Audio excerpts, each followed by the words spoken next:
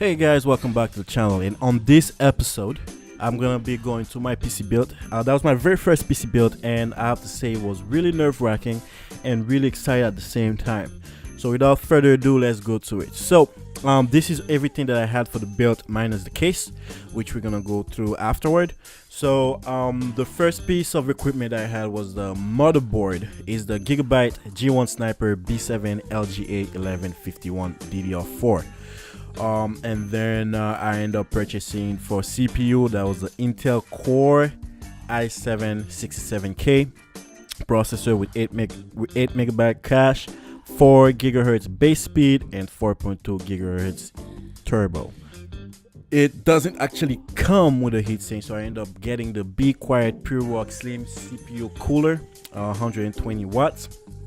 And it actually has the socket compatible for Intel and AMD. For the RAM, I had a total of 60 gig of CrossFire Vengeance LPX.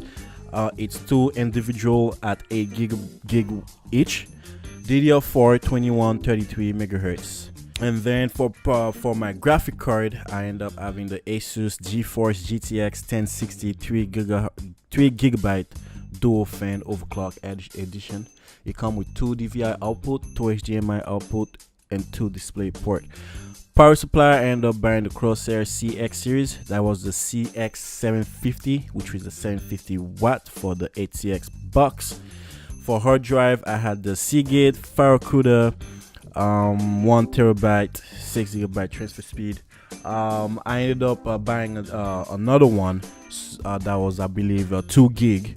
And that one is dedicated for the booting system, and the other one is dedicated for my primary storage. For operating system, I have the Microsoft Windows 10 Home Edition 32 and 64-bit.